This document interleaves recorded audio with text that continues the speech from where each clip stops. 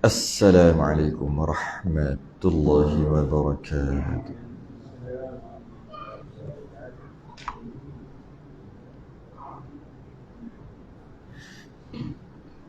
Innal hamdalillah nahmaduhu wa nasta'inuhu wa nastahdihi wa nastaghfiruh wa na'udzu billahi min shururi anfusina wa min sayyiati a'malina man yahdihillahu fala mudilla lahu wa man yudlil fala hadiya lahu. Asyhadu an la ilaha illallah wahdahu la syarika lahu wa asyhadu anna sayyidana Muhammadan abduhu wa rasuluh. Allahumma salli wa sallim wa barik ala sayyidina Muhammadinil Fatih lima ughliqa wal khatimi lima sabaq. Nasirul haqqi bil haqq wal hadi ila siratikal mustaqim. Sallallahu alaihi wa ala alihi wa ashabihi haqqa qadrihi wa miqdarihi al-azim. Allahumma nawwir bil kitabi basari wa atliq bi lisani washrah bihi sadri wasta'mil bihi jasadi bihawlik wa quwwatika fa innahu la hawla wa la quwwata illa bik. Subhanaka la ilma lana illa ma 'allamtana innaka antal alimul hakim. Wa la hawla wa la quwwata illa billahil 'aliyyil 'azim. Amma ba'du. Alhamdulillah, kita rafa'kan kesyukuran pada malam ni, sambung pengajian kitab Kifayatul Muhtadi. Kita dah habis fasal yang membicarakan tentang solat, tentang kewajipan solat, kewajipan wali ataupun kewajipan ibu bapa. Kewajipan ibu bapa untuk menyuruh anaknya solat.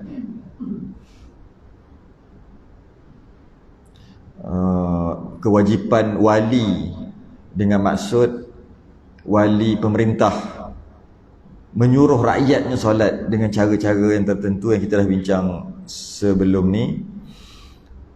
Kerana ia satu perkara yang besar, sehingga kan jika tak melakukan solat perlu ambil tindakan-tindakan kan. Panjang kita bahas sebab tu, agak panjang, banyak kali tu. Maka masuk kali ni kita bincang berkaitan dengan solat jemaah. Kewajipan solat jemaah pula. Yang tadi kewajipan sembahyang dan menyuruh sembahyang. Ini kewajipan solat berjemaah pula. Yang mana solat berjemaah ni berbeza dengan solat itu seorang-seorang secara umumnya solat. Solat berjemaah dia ada sedikit perbezaan. Sebab tu kita akan masuk buat solat berjemaah. Sebelum kita masuk berkaitan dengan solat berjemaah, hukum hakam, kita bincang berkaitan dengan hukum hakam solat berjemaah tu sendiri. Sebelum kita masuk dari segi syarat-syarat, bila nak berjemaah jadi makmum ada syaratnya, jangan buat gitu, masbuk, muafiq dan sebagainya, itu nanti dulu. Kita cerita kewajipan dulu. Macam mana kita awal-awal kita cerita kewajipan berkaitan dengan solat, kewajipan untuk sembahyang, kewajipan untuk ibu bapa untuk suruh sembahyang, kewajipan majikan untuk suruh pekerjanya, kalau ingat lagi lah. Kewajipan kalau ayahnya tak ada, datuknya ataupun keluarganya menyuruh solat, kewajipan akhir sekali kewajipan waliul amr ataupun pemerintah. Kan? Itu last sekali. Masuk pula itu solat secara umum. Ini solat jemaah pula. Ada beza. Faslun, fasal baru. Kita dah habis fasal bab tu, kita ambil fasal baru fi salatil jamaati, pada menyatakan sembahyang berjemaah. Kitab kita Kifayatul Muhtadi dikarang oleh Syekh Muhammad Nur, Qadhi Mekah ataupun Mufti Mekah dululah, 1924, lama sangat dah. Kitab ni yang disyarahkan daripada kitab Sulam Mubtadi karangan Syekh Daud Al-Fatani. Qala al-mu'allif rahimahullah ta'ala, kata pengarang, bermula sembahyang berjemaah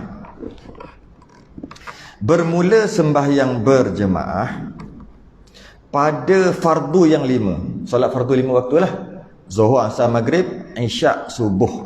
Kiraan yang tepatnya adalah kita kira dengan Zuhur dulu kan. Kita pernah bincang sedikit sebelum ni. Pada waktu kita menceritakan tentang waktu-waktu solat kan, matahari terbenamnya, pacak kayu, tengok bayang-bayang dan sebagainya. Itu pun panjang lebar kita buat tu. Jadi solat fardu yang 5 adalah Zuhur, Asar, Maghrib, Isyak, Subuh. Okey, bermula sembahyang jemaah. Bukan solat ni, solat berjemaah pula. Solat berjemaah pada fardu yang 5 yang wajib tu, yang lain daripada Jumaat tak termasuk Jumaat lah. Sebab Jumaat dia fardu ain, tu cerita bab lain. Ini cerita selain daripada solat Jumaat. Yang tunai atas segala, maksudnya solat jemaah yang 5 waktu tadi tunai. Okay, bukan qada lah, dia sebut tunai bukan qada lah.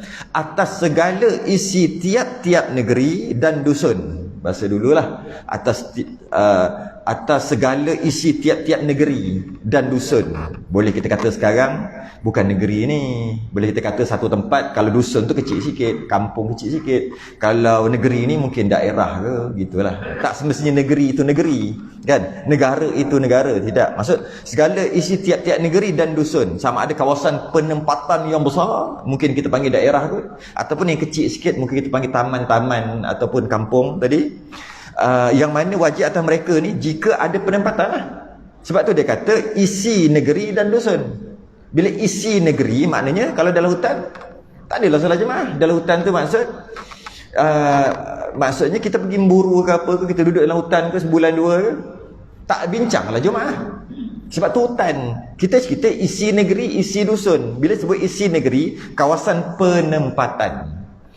Maknanya kalau kita pergi 2, 3, 4 orang masuk hutan, pergi padang pasir, naik atas langit, maksudnya naik duduk ISS ke apa, duduk dekat tu, maknanya tak timbul lah soalan ada solat jemaah ke tak. Nak buat silakan, tak adalah timbul hukumnya wajib ke, sunat muakkad ke, apa hukum ni, tak ada hukum lah.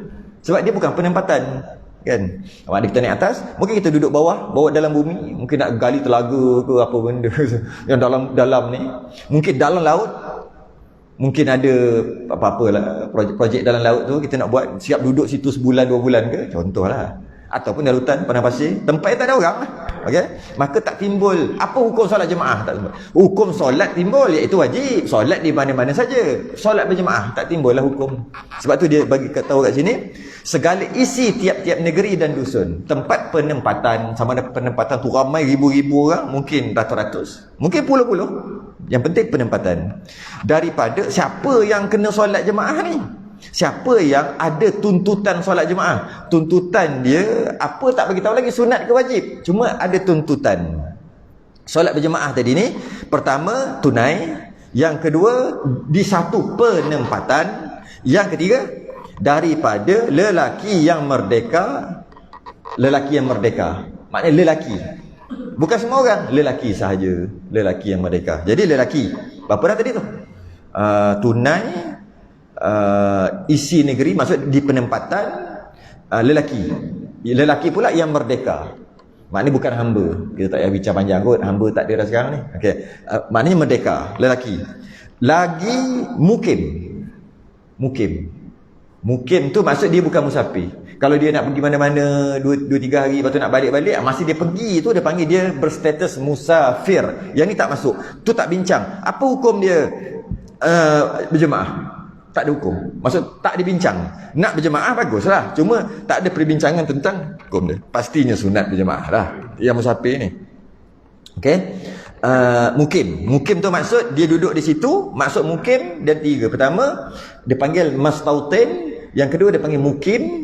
Mukim tu bukan mukim Melayu ni ya. Mukim itu mukim kan. Mukim yang kita letak sempadan mukim. Bukan. Ni mukim lain, mukim syarak, bukan mukim yang ada kat Malaysia ni. Sebab nama sama. Takut faham mukim tu pula. Anda sedang berada di mukim ni. Mukim lain ni. Bukan. Maksud ada 3. Pertama mastautin, yang kedua mukim, yang ketiga musafir. 3 je. Setiap orang tak boleh lari daripada 3 ni. Apa maksud mastautin? Dia duduk di satu tempat dia tu, dan dia tak ada niat pun nak pindah mana-mana. Ataupun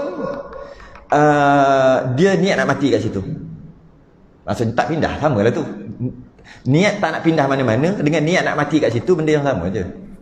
Jadi kalau dia duduk situ, dia tak kena sewa ke, beli rumah ke, tukar geran ke, tak ada kena-mengena dengan cerita tu. Dia sewa ke, dia duduk bawah jambatan ke, tak ada kena-mengena dengan cerita. Ceritanya dia duduk satu tempat dan dia tak ada niat pun nak pindah. Ataupun dia duduk satu tempat, dia niat biarlah aku duduk sini sampai mati. Maka namanya, status dia berstatus mustautin. Kita akan detailkan ni dalam bab solat Jumaat nanti. Hukum akal solat Jumaat. Yang kedua namanya bermukim. Mukim. Iaitu dia duduk satu tempat 4 hari ke atas. Ke atas tu berapa ribu hari pun tak kisah. Jadi 4 hari ke atas. Lepas tu dengan niat dia akan pindah nanti. Dia bukan nak mati kat situ. Dia nak pindah. Mungkin balik kampung, mungkin pergi situ, mungkin pergi sini. Tapi bukan nak duduk kekal kat sini. Nak duduk berapa hari? 4 hari, 5 hari, 10 hari. Janji 4 hari ke atas. Walaupun 1000 hari, walaupun 40 tahun sekalipun. Yang penting lepas 40 tahun nak pindah. Nak pindah. Nama dia mukim. Kalau mustautin tadi, dia ada syarat sikit. Dia nak duduk situ, nak mati kat situ. Dan dia duduk kat situ, setengah ulama meletakkan 6 bulan. Satu musim. Jadi 6 bulan dia duduk kat situ dan dia niat nak mati kat situ, ataupun dia tak ada niat pun dah nak pindah. Namanya mustautin. Dia duduk satu tempat tu, dia duduk situ, dia dah duduk 40 tahun. Dia niat, masih dia mula-mula duduk, dia niat nanti lepas 50 tahun nanti baru dia nak pindah. Tetap namanya mukim, tak jadi mustautin. Nampak? Sikit dia macam tu. Apa beza ni? Ini dalam masalah solat Jumaat nanti ada. Iaitu nak kira 40 tu mukim boleh tak? Baru cerita. Dalam bab ni tak ada cerita lah. Jadi kita tunggu masuk bab solat Jumaat lah. Baru ada. Kan 40 kan, solat Jumaat kan 40. 40 tu semua boleh kira ke? Janji dia 40 orang? Bukan. Dia ada status, dia tengok. Mungkin tak boleh kira. Sorry ya. Saya dah duduk sini 30 tahun. Dia baru duduk 2 tahun. Dia nak mati kat sini. Kau nak pindah nanti bila dah pencen. Tak boleh kira 40 tu. Itu pun bab lain. Cuma saya nak beritahu dari segi sebab dia sebut sini bermukim. Jadi nak detailkan sikit. Yang pertama, mustautin. Yang kedua, bermukim. Maknanya dia duduk 4 hari ke atas. 4 hari pun mukim, 40 tahun pun mukim. Ya, janji dia tak nak duduk situ sampai mati. Dia akan pindah. Cuma bila tak tahu lagi, tapi nak pindah. Bila entah. Tapi tak nak duduk sampai mati. Jadi automatik jadi mukim, tak boleh kira 40. Itu bab lain lah. Okay. Yang ketiga, status dia musafir. Musafir, 3 je. Iaitu dia duduk satu tempat. Dan duduk dia tu, dia niat nak duduk tak lebih 3 hari. Tak, dia ada detail lagi, tak termasuk hari masuk hari keluar. Itu pun kita bab solat qasar nanti, jamak qasar baru masuk bab tu detail. Cuma jika dia nak duduk kat situ 3 hari ke bawah, maka dia berhenti namanya musafir. Dia duduk, dia niat ada situ 4 hari ke atas, sampai berapa belakang pun janji 4 hari ke atas dan niat nak akan pindah nanti, namanya mukim. Dia duduk kat situ lebih 6 bulan. Ada 2 musim, lebih 2 musim, lebih 6 bulan dia duduk situ dan dia niat nak mati kat situ, ataupun dia tak ada niat pun nak pindah. Tak kisah mana satu, niat tak niat nak pindah ataupun dia niat nak mati kat situ, maka namanya mustautin. Itu status orang. Kita tengoklah kita. Dia tak kira aku dah duduk sini 40 tahun, aku dah duduk sini 50 tahun, dia tak kira. Dia kira niat dia tu. Niat dia apa?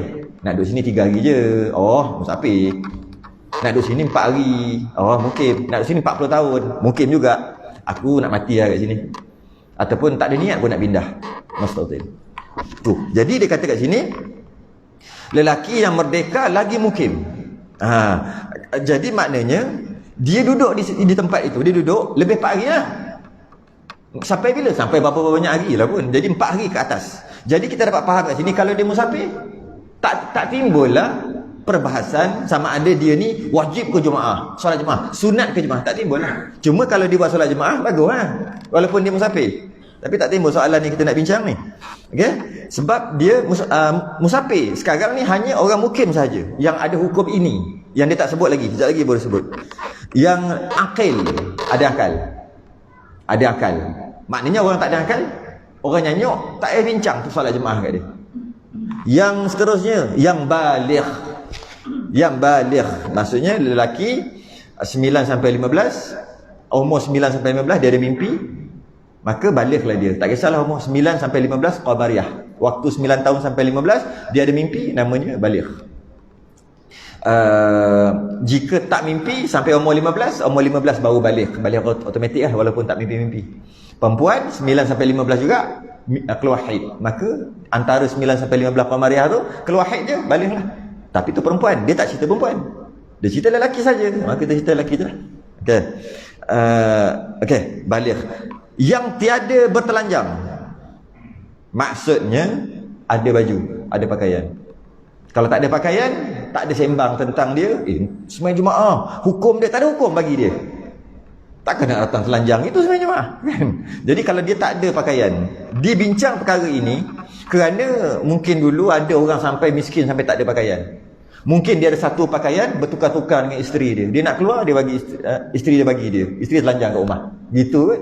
Memang ada kan riwayat para sahabat dulu, tapi taklah sampai macam tu. Cuma dia tak ada kain semayang je. Lepas dia semayang, terus dia balik. Orang heran. Orang tunggulah wirid-wirid dulu, terus balik. Selalu begitu. Akhir sekali cek-cek rupa-rupanya isteri dia tak ada kain semayang. Kalau dia tak balik, isteri dia tak boleh semayang. Tu dia balik terus. Para sahabat dululah. Miskin sungguh. Jadi sebab tu dia ada bincang berkaitan dengan telanjang kat sini. Kalau dia ada pakaian, baru ada hukum. Apa hukum dia? Wajib ke apa ke? Baru ada cerita. Kalau dia tak ada pakaian, tak ada cerita jemaah bagi dia. Solat wajib dalam apa-apa keadaan sekalipun. Kita bukan cerita solat. Kita kira solat berjemaah. Okey? Yang tiada uzur baginya. Maknanya bukan sakit. Sakit yang tu, sakit tu tak boleh berjalan, tak boleh apa sebagainya, itu pun tak ada bincang solat jemaah bagi dia. Nak buat silakan, nak solat jemaah silakan, tapi ada tak boleh, kena pergi, tak ada. Okey, itu fardu kifayah lah kali boleh datang hukum. Fardu wajib, fardu tu wajib, tapi jenis kifayah. Jadi kita ulang balik. Yang pertama, solat tunai itu, solat 5 waktu tu zuhur, asar, maghrib, isyak, subuh, yang tunai wajib dibuat untuk pertama. Dan satu penempatan. Pertama, syaratnya mesti penempatan tempat orang duduk ramai-ramai. Yang kedua, orang yang dalam penempatan tu lelaki. Yang ketiga, merdeka lelaki itu, bukan hamba. Yang keempat, dia bukan musafir, dia muqim. Yang kelima, dia akil, ada akal, bukan gila ke nyanyok ke kan, bukan. Yang keenam, baligh, budak-budak. Tak ada cerita tentang solat jemaah. Cuma samalah macam tadi, nak solat jemaah sah, cuma tak bincang. Maksudnya bukan fardu kifayah lah, bukan wajib bagi dia lah. Baligh. Yang ketujuh, ada pakaian. Yang ke-8, tak sakit lah, tidak uzur. 8 syarat. Cukup 8 syaratnya, hukumnya fardu kifayah. Bila kita sebut fardu, atas kepala semua ada wajib. Tu fardu. Bila sebahagian dah buat, barulah terlepas yang lain. Tapi tak habis lagi. Kita akan baca lagi. Kadang-kadang orang faham gitu, betul tak? Orang faham fardu kifayah, sebahagian dah buat, yang lain tak payah. Kan? Yang lain dah terlepas. Belum. Ada satu lagi syarat yang jarang dibincangkan, yang ada dalam kitab kita. Tapi sebelum tu kita tengok ada sikit lagi sebelum kita masuk seterusnya. Pernah satu ketika lelaki buta datang jumpa Nabi waktu zaman tu. Dia minta nak solat kat rumah, tapi dia buta. Nabi kata, sebab kau buta, nak pergi masjid semua payah nak jemaah kan, maka engkau diberi keuzuran, tak payah solat jemaah. Dia bawa langkah 1, 2, 3. Nabi kata kejap. Dia ingat dah, lega tak payah solat jemaah. Sebelum ni selalu pergi, payah. Kadang-kadang ada orang bawa, kadang-kadang tak ada orang bawa, kena pergi sendiri, kan susah kan. Bila Nabi kata tak apa, diberi keuzuran, tak apa tak solat jemaah.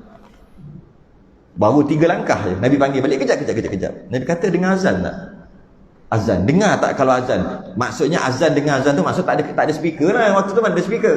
Maknanya paling jauh apa? Pernah test tak? Naik atas, lepas tu azan kuat-kuat, paling jauh. Ada orang kata boleh pergi 2 kilometer.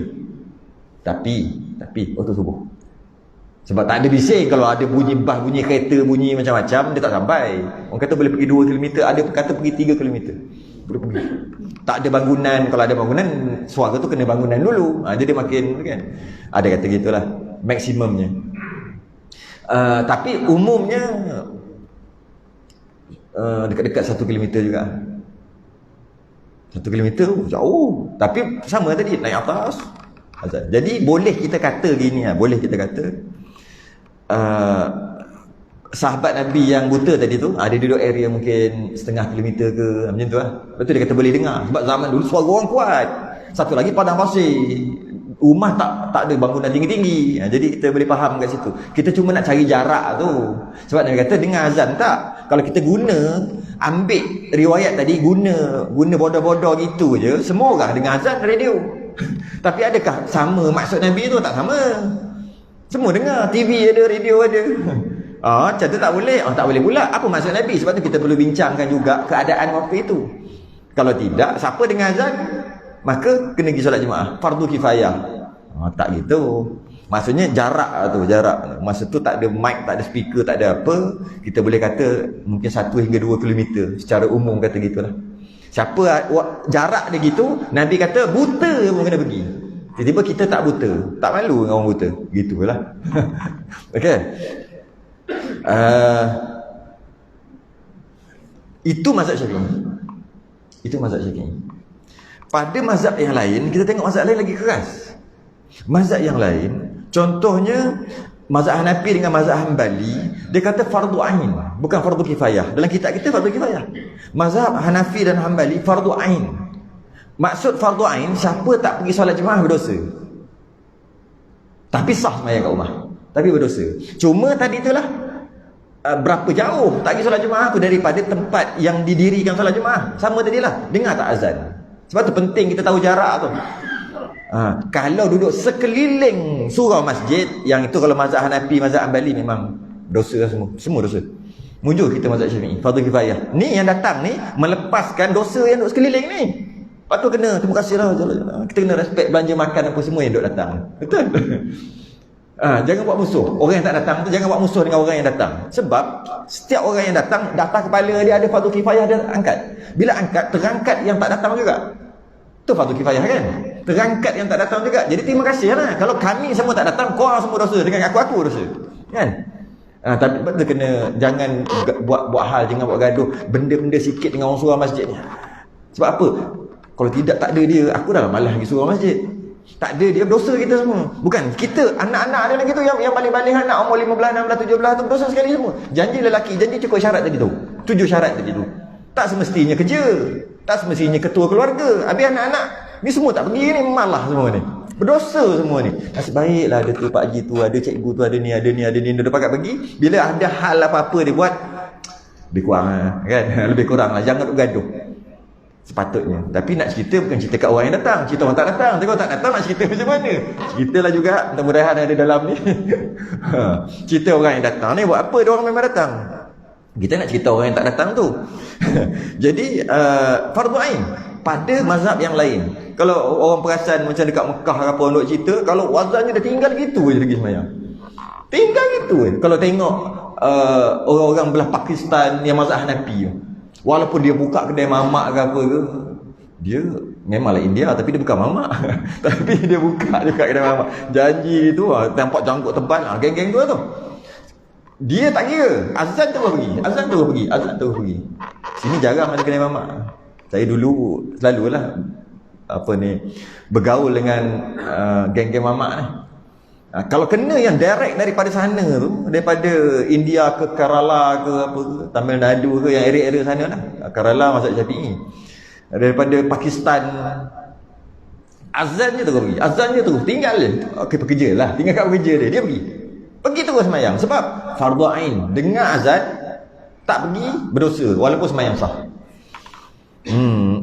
Walaupun ada mazhab lain juga pendapat yang bukan kuat, tapi pendapat dhaif, tapi dalam mazhab lain, iaitu tak sah sembahyang. Syarat sah sembahyang adalah berjemaah jika dengar azan. Itu lagi mazhab lain juga tu.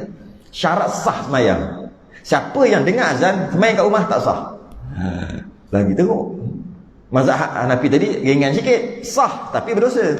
Itu pun jika dengar azan. Maksud dengar azan, kita carilah jarak tadi tu. Kita kena kaji balik zaman Nabi dulu, agak-agak berapa kalau azan tu dengar berapa jauh. Maka kita tengok berapa radius, berapa besar. Siapa yang duduk dalam kawasan tu, siapa tak pergi berdosa. Tapi kadang-kadang masa kita nak beli rumah, perasan tak? Kita cari apa dulu? Dekat surau masjid, mudah nak pergi. Tapi tak pergi pun. Kenapa nak siapa nak pergi rumah kat perumahan? Cari masjid surau dulu. Ni apa ni? Tapak apa ni? Oh, ni tapak surau, ni tapak masjid. Aku nak pergi rumah tengah-tengah ni sebab dekat surau masjid. Kamain. Dekat surau dengan masjid. Kalau duduk macam tu, pada mazhab lain berdosa kalau tak pergi tu. Kalau ada kat situ. Baik duduk jauh-jauh.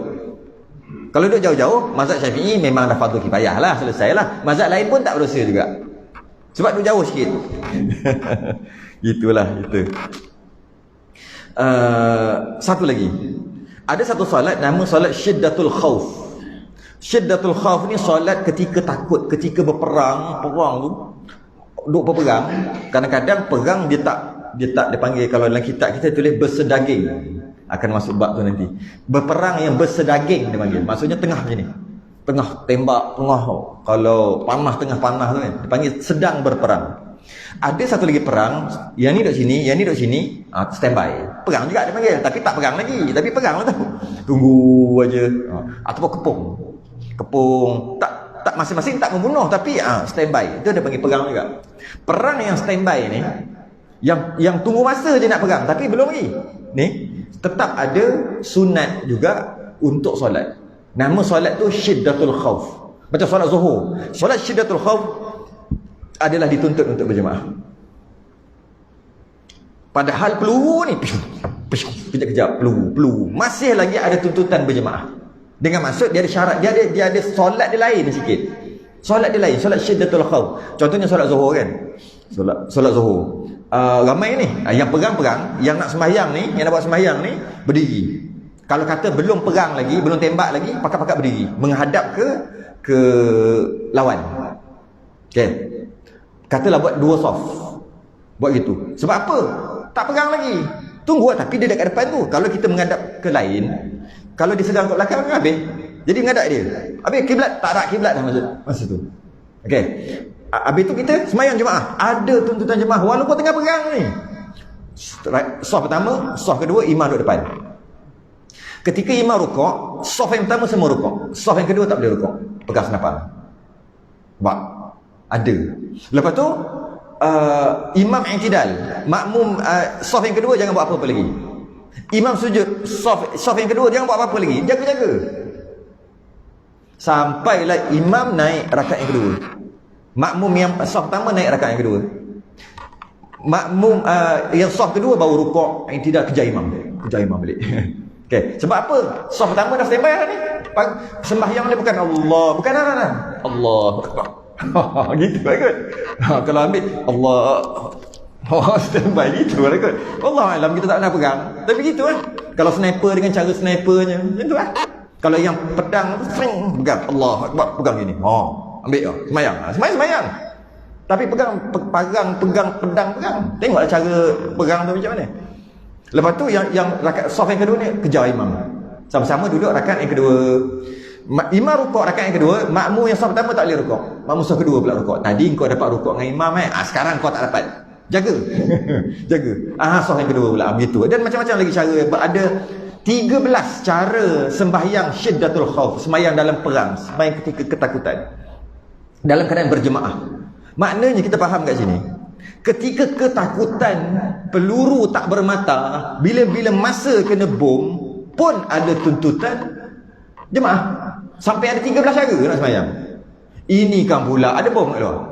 Ada orang datang surau nak kena bom? Tak ada pun. Tak datang juga. Malu lah sikit. Macam tu lah cerita. Okey. Jadi tuntutan fardu kifayah tu besar. Fardu tu wajib.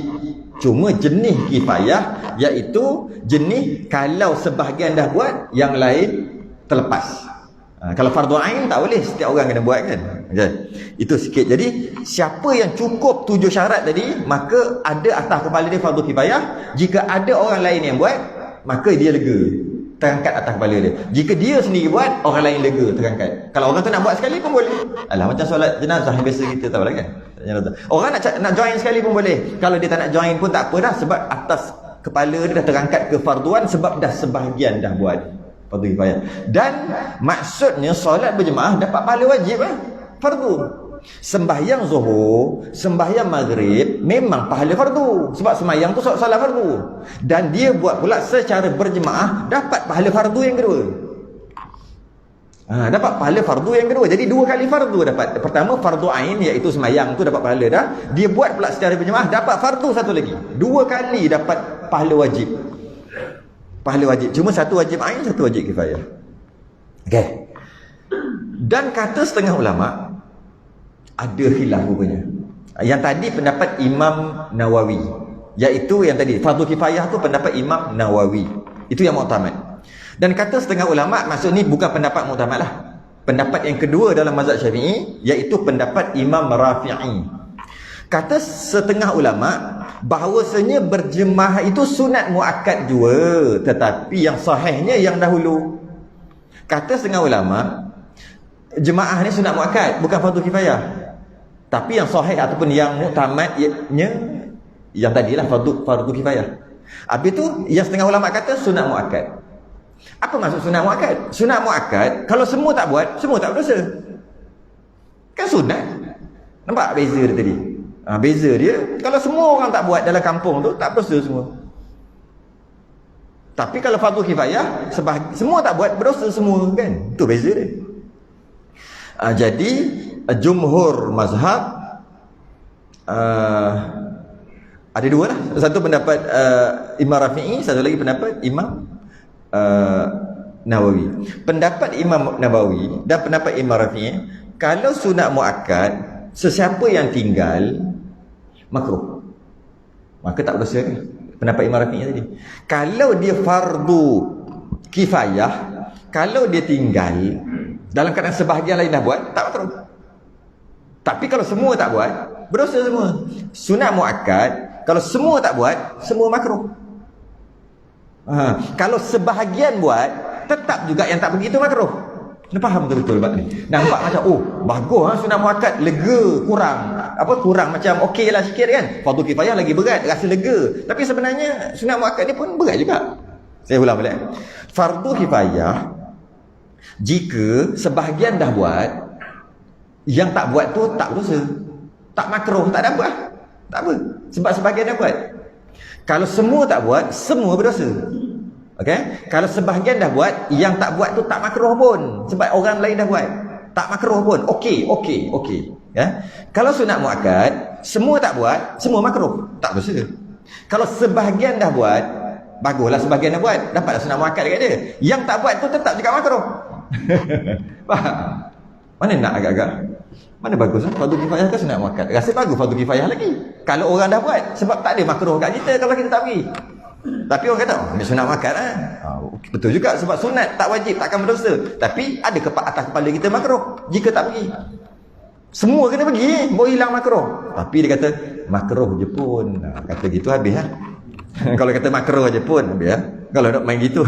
Kita nak haloba dalam ibadah. Dalam bab benda baik ni kita haloba.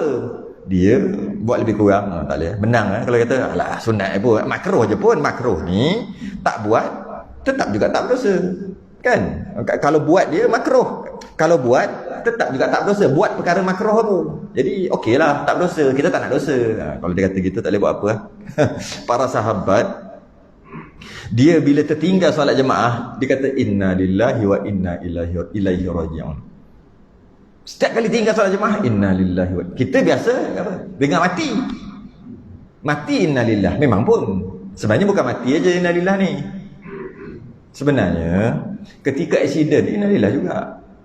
Saya pernah kesian dia. Ayah dia aksiden, saya inna lillah. Oh, tak mati lagi ustaz. Tapi ustaz doakan, dia salah faham. Inna lillah ni apa? Alladzina idza asabathum musibah qalu inna lillahi wa inna ilaihi raji'un. Dia panggil istirja. Istirja istilah dia kan macam takbir Allahu akbar kan. Tasbih subhanallah, tasbih tahlil la ilaha illallah. Istirja. Hauqalah la haula wala quwata illa billah. Pergi. Jadi bila kata istirja, benda istirja tu ta'awuz, a'udzubillah. Ta'awuz. Istirja tu inna lillahi wa inna ilaihi raji'un. Istirja dia panggil, kembali. Inna lillah tu kita kembali pada Allah kan. Jadi allazina idza asabathum musibah, bila kita timpa musibah, bukan mati aja. Yalah mati tu salah satu musibah. Accident pun musibah, terakar pun musibah. Semua yang janji kita kata musibah, maka disunatkan qalu, katalah inna lillahi wa inna ilaihi raji'un. Kita daripada Allah, kepada Allah kita kembali. Para sahabat tak semayang, kenapa dia inna lillah? Musibah tu. Tak semayang jemaah, musibah, inna lillahi wa inna ilaihi raji'un. Kenapa tadi tak sempat semayang jemaah? Inna lillah, musibah bagi dia. Kita alhamdulillah. Alhamdulillah dah habis dah main kat rumah seorang-seorang. Kita ni gitulah. Dan kata setengah ulama sunat muakkad, ada khilaf lah kat situ. Maka atas kaul itu, maka atas pendapat itu mana ni? Itu fardu kifayah, yang kata fardu kifayah tadi. Yang kata wajib tadi tapi wajib kifayah, apabila didirikan jemaah oleh setengah daripada ahli negeri atau ahli dusun, jika sebahagian daripada penempatan itu dah buat, okey, niscaya gugur dosa yang lain. Itu sebut tadi fardu kifayah kan, gugur dosa yang lain sebab sebahagian dah buat. Okey, maksudnya kalau 2 orang aja sembahyang memadai dah, melepaskan. Sebab nak jadi jemaah minimum 2 orang. Bila 2 orang buat, maka yang lain dalam penempatan itu semua terangkat dosanya. Selagi 2 orang tak buat, sekurang-kurang lah, minimum 2 orang tak buat, maka atas kepala masih lagi ada kemungkinan dosa, ada fardu atas kepala. 2 orang ni buat je, buat automatik hilang dah fardu dah atas kepala tadi. Okay, kita ingat itu je maksud fardu kifayah kan. Sebahagian dia buat, yang lain tak payah, gitu lah kita. Fardu ain setiap orang kena buat, fardu kifayah orang lain buat kita tak payah. Gitu. Orang lain buat kita tak payah, fardu kifayah. Sepatutnya tukar. Fardu kifayah kita buat, orang lain tak payah. Betul. Ni asyik orang lain buat kita tak payah. Okey. Kita ingat itu je fardu kifayah. Tidak. Fardu kifayah ada satu lagi yang jarang dibincangkan. Itu bestnya kita ni. Sebab dia akan detailkan dalam kitab-kitab lain yang nipis-nipis tu dia tak apa bincang sebab nanti panjang cerita. Ada satu lagi fardu kifayah. Tak sempurna ni tak selesai fardu kifayah juga. Satu lagi, ni dia. Apa dia? Itu pun dengan syarat. Tu syarat seterusnya. Itu pun dengan syarat sekira-kira nyata berjemaah pada tempat itu. Nyata berjemaah. Kita akan bincang agak panjang berkaitan apa maksud nyata berjemaah. Nampak berjemaah. Nyata. Berjemaah memang ada jemaah, dah buat. Tapi tak terangkat fardu kifayah lagi. Dah buat 2 orang, tak terangkat lagi. Dia tak nyata lagi. Apa maksud nyata? Nampak. Apa maksud? Itu panjang bab tu dia akan terangkan ni. Sama ada di negeri atau dusun. Dalam penempatan tadi lah. Apa maksud nyata? Maksud nyata ni. Dan nyata dengan dia, maksud nyata baru terangkat fardu kifayah tadi, nyata dengan dia tanda, dan nyata dengan dia tanda Islam. Sekira jika masuk orang luar ke dalam negeri itu, ke dalam penempatan itu, ketahui ia bahawa negeri itu negeri Islam. Apa dia?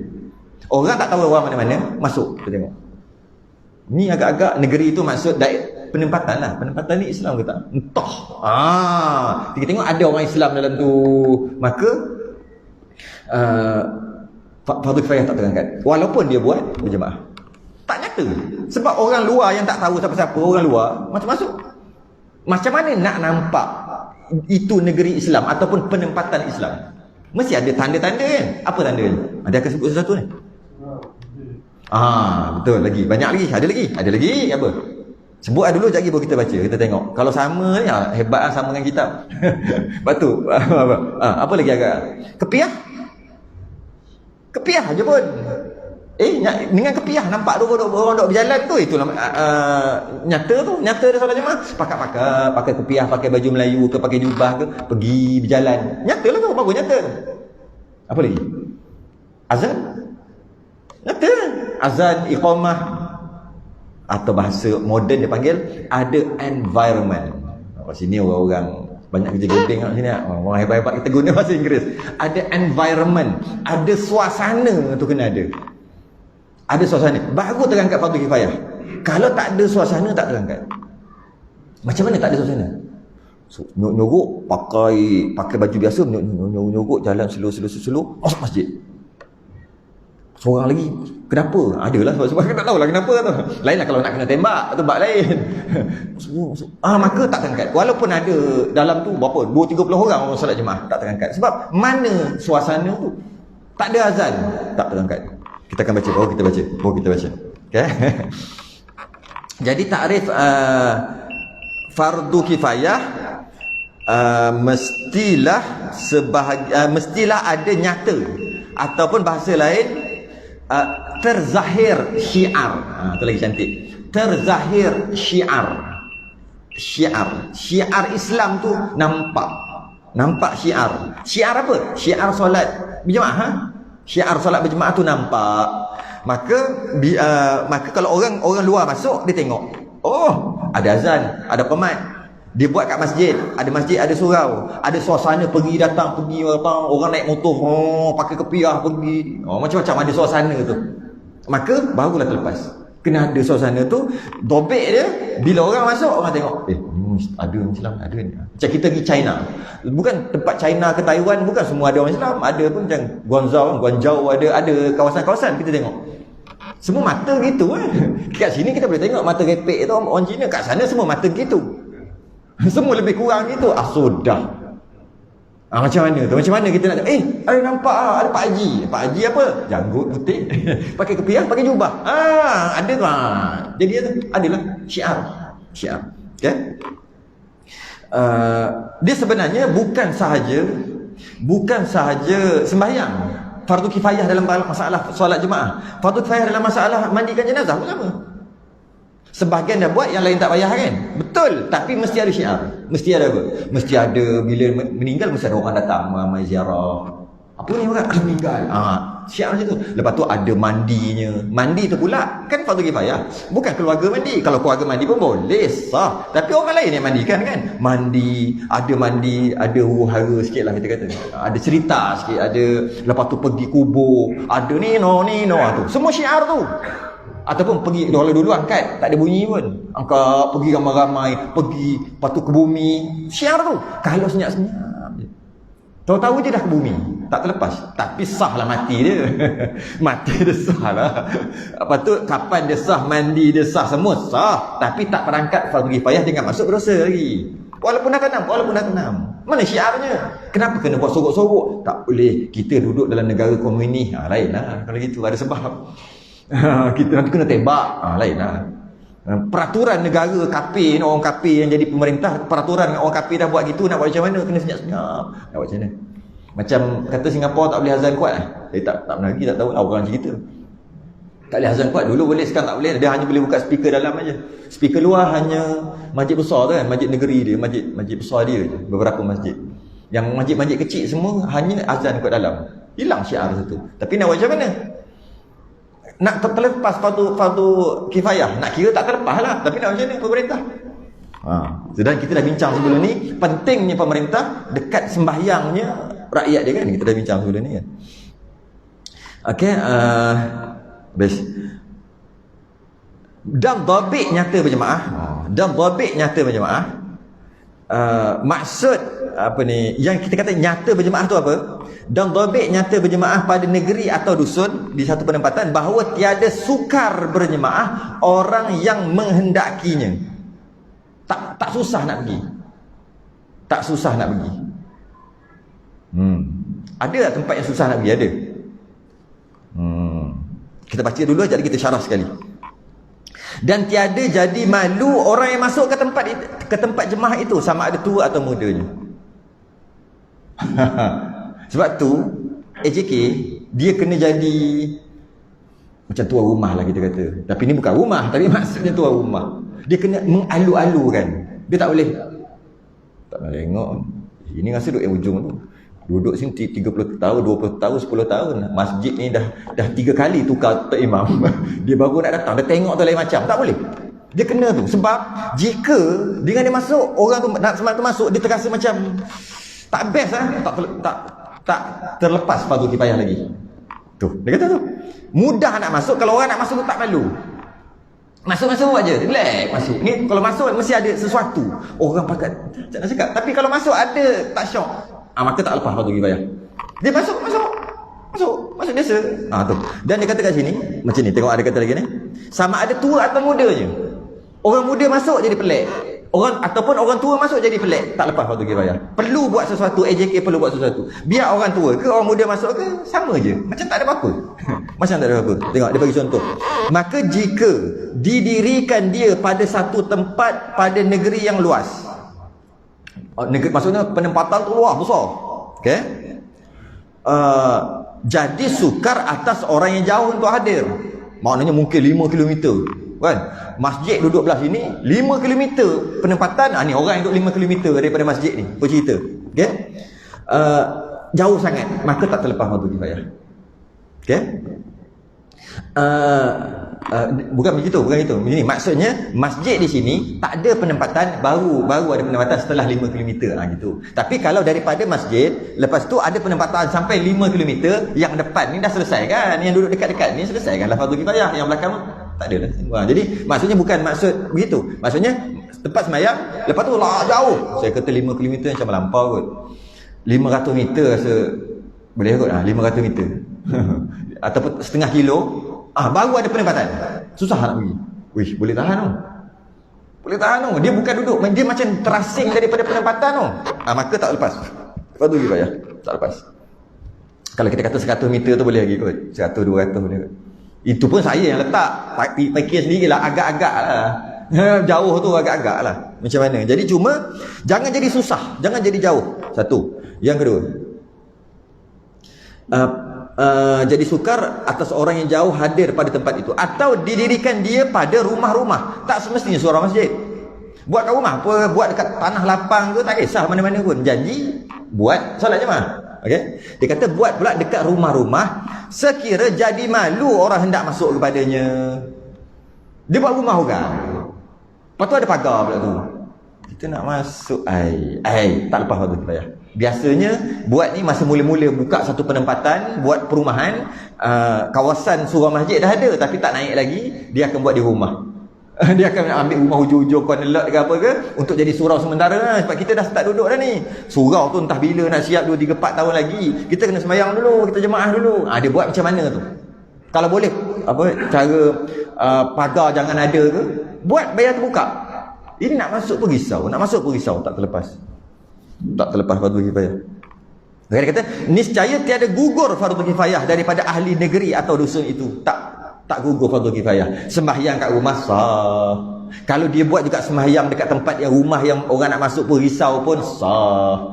Geng-geng dia, kroni-kroni dia je masuk-masuk. Orang lain yang baru pindah 2-3 hari. Kalau macam tu tak lepas fardu kifayah. Sembahyang jemaah sah. Cuma berdosa. Berdosa fardu kifayah kan? Tak apa. Kita ambil pendapat Imam Rafi'i sunat muakkad. Saya tak dosa. Gitu. Khilaf kan? Bila khilaf kena kata khilaf. Ada tempat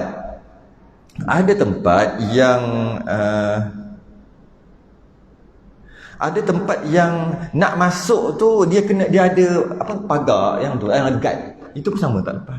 Saya ada 2-3 tempat dulu lah. Biasa dekat bandar-bandar besar, dekat KL apa kan. Nak masuk tu dia ada guard. Guard dia tu bagi aja. Pergi guard dia mau apa?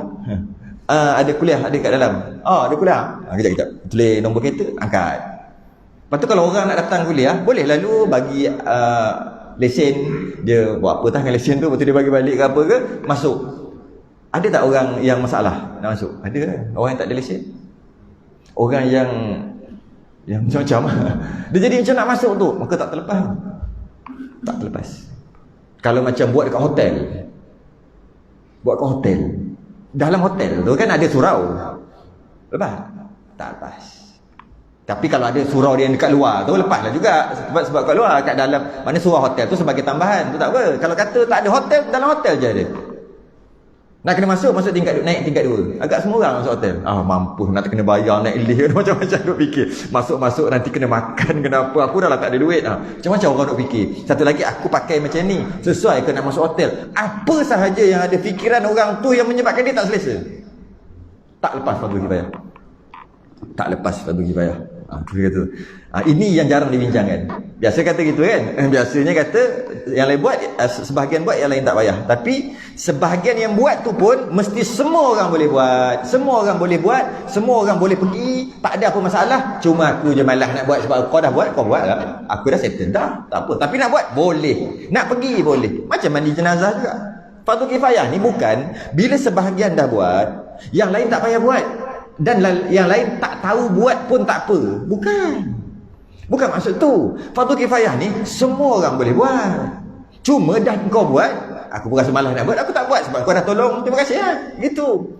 Ini tak macam contoh mandikan jenazah. Sepatutnya semua orang boleh kena mandikan jenazah. Semua orang boleh kapan, semua orang boleh tanam, semua orang boleh buat. Cuma takkanlah dalam kampung tu, dalam taman tu ada 200 orang duk pakat duk buat satu jenazah. Buat 2-3 orang dah lah. Habis yang lain boleh buat. Cuma dah 2-3 orang cukup lah. Kita tak. Fardu kifayah. Biar dia je belajar, aku tak reti pun tak apa. Silap kita. Bukan maksud tu. Masuk fardu kifayah, semua orang boleh buat, semua orang boleh datang solat jemaah. Aku je malas. Tak apa ke, tak dosa ke? Kan fardu kifayah.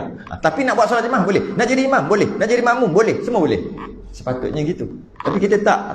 Imam, makmum tu fardu kifayah kan? Imam pun fardu kifayah lah. Kena ada imam. Tak apa. Dah ada 2 orang jadi imam cukup lah. Aku tak tahu jadi imam pun tak apa. Salah. Semua boleh jadi imam. Tapi mana boleh? Takkan 18 orang semua nak jadi imam. Seorang cukup lah. Aku nak jadi imam boleh. Cuma dia lepaskan. Dan dia ada jawatan. Bagi lah dia. Memanglah dia sebab dia dah dilantik dan sebagainya. Tapi aku nak jadi imam? Boleh. Boleh aja. Tu sebab tu masuk fardu kifayah. Kita salah faham fardu kifayah. Dah fardu kifayah, tak payah belajar. Bukan. Bukan maksud tu. 49 habis dah. Okey, yang terakhir. Dan jika enggan segala ahli negeri atau dusun daripada mendirikan jemaah atas kelakuan yang tersebut, wajib atas imam atau naibnya perang akan mereka itu. Ni yang terakhir. Kalaulah ada yang tak nak buat solat jemaah juga, tak nak buat, sengaja tak nak buat, jadi maka di kawasan penempatan itu tak ada solat jemaah. Siapa kena perang? Imam atau naibnya. Imam tu masuk pemerintah, naib tu maksud jabatan-jabatan lah, yang dapat kuasa daripada pemerintah yang atas, yang berkuasa lah. Kalau kita sultan lah. Maka wajib imam atau naibnya perang akan mereka itu. Perang tu maksud bukan semestinya perang tembak kan, masuk memerangi kan. Kita nak memerangi rasuah. Ada orang rasuah kena tembak? Oh, rasuah memerangi rasuah? Bukan. Maksud memerangi itu okey, masuk penjara, denda, keluar saman, macam itulah. Kaunseling, memerangi lah tu kan. Jadi hendaklah perang akan mereka itu. Perang siapa ni? Dekat kampung taman tu masing-masing semua kena kaunseling. Jawatan Agama Islam kumpul ramai-ramai, ajar bagi tu, kata berdosa gitu gini, perang. Lepas tu denda lagi. Kalau ni amaran yang pertama, kena ada solat jemaah. Dia pun buat, kadang-kadang buat, kadang-kadang tak buat. Oh, dapat tangkap lagi, dapat apa, aduan lagi. Datang kali kedua, bagi lagi. Ini amaran yang kedua. Kali ketiga dia buat juga, tinggal. Kadang-kadang ada solat jemaah, kadang-kadang tak ada. Maka denda ataupun saman ataupun setiap orang kena bayar ke, apa ketua kampung kena bayar ke, buatlah macam mana pun. Denda. Nah, itu maksud memerangi. Sampailah ada solat jemaah kat situ. Syiar Islam tu ada kat situ. Itu maksud memerangi. Pemerintah tu kewajipan pemerintah lah, orang lain tak boleh buat. Saya baca hadis, saya tutup dengan satu hadis ancaman orang sebab solat jemaah ni. An Abi Hurairah qala, daripada Abu Hurairah berkata, qala Rasulullah sallallahu alaihi wasallam, laqad hamamtu an amura bis salati fatuqama thumma amura rajulan fayusalliyan nasi thumma antaliqa ma'i birijalin ma'hum huzamun min hatabin ila qaumin la yashhaduna salah fa uharriqa alaihim buyutahum bin nari. Kata Abu Hurairah, dia dengar Nabi kata gini, aku ni teringin sangat masa nak solat jemaah. Kata Nabi ni, kata Nabi kat Abu Hurairah, masa nak solat jemaah tu, aku ni teringin sangat nak solat jemaah ni. Aku teringin sangat tak nak solat jemaah kejap. Aku nak umira bis salati, nak panggil seorang ganti aku jadi imam. Thumma amura rajulan fayusalli, suruh dia nak jadi imam lah. Aku tak nak jadi, sebab tu Nabi yang jadi imam, aku tak nak jadi. Thumma antaliqa ma'i birijalin ma'hum, aku nak ajak beberapa orang lagi untuk pergi rumah-rumah masa tengah semayang, cari tengok rumah orang lain ni sekitar itu. Siapa yang tak solat jemaah? Cari lelaki yang tadi lah, yang cukup 7 syarat tadi. Okay? Kemudian aku nak bakar rumah dengan api. Nabi kata gitu. Ini jadi fardu kifayah. Sebab hadis ni lah fardu kifayah. Sebab Nabi nak bakar dengan api. Maknanya, weh besar tu main bakar-bakar apa ni? Nasihat aje lah. Itu tak, aku bakar dengan api rumah dia. Nabi kata nak buat. Bukan Nabi buat. Nabi tak buat. Nabi kata aku nak buat. Maknanya itu yang akhir sekali Imam Nawawi kata fardu kifayah. Sebab Nabi nak bakar, bukan benda kecil. Okay. Tapi Nabi tak bakar. Kan Nabi tak bakar. Nabi cuma kata aku nak. Dengan maksud, Nabi nak aja tapi Nabi tak buat. Sebab tu bukan fardu ain. Kalau Nabi bakar sungguh, fardu ain. Siapa tak berdosa. Mungkin jadi syarat sah solat. Siapa tak solat jemaah, tak sah. Semayang. Sebab Nabi tak bakar, Nabi teringin. Ni saya ingat sebut teringin, keinginan Nabi itu, maka naik martabat daripada kata sunat solat jemaah kepada wajib, sebab Nabi teringin nak bakar rumah. Rumah orang yang tak semayang jemaah. Sehari 365 hari. Setahun 365 hari. 365 hari ini ada 5 waktu setiap hari kan. Jadi 365 5 waktu 5 waktu katalah 10 tahun tak solat jemaah. Berapa tu? 18,000, 20,000 kali tu tak semayang jemaah. Semayang. Katalah 10 tahun tak solat jemaah, bermakna lebih kurang 18,000, 19,000 kali tak solat jemaah. Apa kira ni? Saya nak kira Nabi 18,000 kali nak bakar rumah dia. Itu kan cerita ni. Nak aja tapi tak bakar. Kalau kata dia tak semayang 10 tahun solat jemaah, bukan tak semayang berdosa, tak semayang jemaah 10 tahun, maknanya Nabi teringin 18,000 kali nak bakar rumah dia. Cuma teringin aja Nabi tak bakar. Sebab Nabi kata dalam hadis, kita kata sayang Nabi, tapi Nabi nak bakar rumah kita. Teruknya kita. Itu kalau 10 tahun. Kalau 40 tahun tak solat jemaah, dah solat kat rumah aja. Ataupun solat jemaah yang tidak disyiarkan dengan maksud solat jemaah kat rumah dengan anak isteri, sama tu. Sama je. Sebab mana syiarnya? Kan fardu kifayah kan, sebagian dia dah solat jemaah kat rumah. Kalau macam tu pakat-pakat buat kat rumah, tak payah datang masjid, tutuplah masjid. Buat kat rumah, fardu kifayah kan, sebagian dah buat 2-3 orang pun dah jadi solat jemaah. Oh tak jadi, tak ada syiar. Bila tak ada syiar, maka tak terlepas fardu kifayah.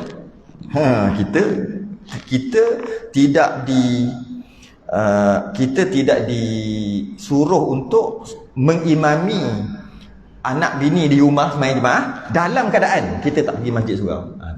Kalau kita nak solat masjid surau je, kat rumah dia orang semayang sendiri, ataupun nak juga semayang dekat masjid surau, balik tu baru imamkan orang. Itu betul. Kalau kenapa lama tak nampak ni, dah seminggu tak nampak kat surau, nak ajar anak isteri jemaah, kita tak diajar gitu. Tak diajar gitu untuk sembahyang sebab tak ada syiar. Habis tu macam mana? Nak juga. Tu lah semayang lambat sikit. Semayang berapa, setengah jam je kan. Lepas tu balik, ya imam. Kenapa tak buat gitu? Semayang 2 kali. Dia panggil semayang i'adah atau semayang mu'adah. Boleh. Dia semayang jadi makmum, kat rumah dia jadi imam. Boleh. Sekali je boleh buat. Lepas tu tak boleh lah. Lepas tu pergi nak jadi makmum lagi, tak boleh lah. Hanya satu waktu 2 kali. Sekali yang wajib, sekali lagi dia panggil i'adah. Buatlah kat rumah. Sama ada jadi imam ataupun jadi makmum. Cukup lah, panjang lah. Kita berhenti dekat, maka tiada wajib berjemaah. Maka tiada wajib berjemaah atas perempuan. Perempuan tak wajib, khunsa tak wajib. Ada cerita orang perempuan pula macam mana? Tu cerita bab perempuan. Perempuan pula terbahagi kepada 2 ni pula. Ada perempuan yang dipanggil perempuan muda dan perempuan tua. Dia bincang bawah ni. Perempuan muda hukum lain, perempuan tua hukum lain. Perempuan yang tua tapi jangok lagi, cerita lain. Ada juga bab tu. Jangok lagi lah. Jangok, orang panggil jangok kak. Jangok lagi, ada lagi lah. Walaupun tua ada lagi tu. Itu hukum lain. Ada hukum dia datang masjid surau. Ada. Akan datang. Berdepan. Tangguh dulu. Sudah ingin disebut kafarah dan salat Allah subhanakallah wa hamdi. Asyhadu an la ilaha illa anta. Bismillahirrahmanirrahim. Al-'asr. Al-insan khusr. Lilladzina amanu wa 'amilus shalihat.